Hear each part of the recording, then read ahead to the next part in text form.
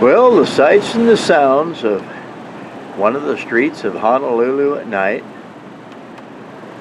About 9:25 over here. Starting to quiet down, cool off a little bit. It'll probably get down to about 70 tonight. I leave the window open, let the air come in, listen to the sounds of the city, and then it gets quieter and quieter and quieter.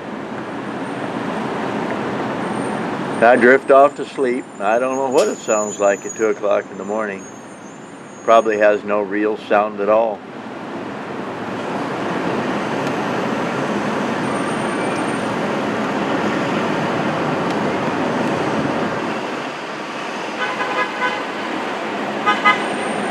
See you later.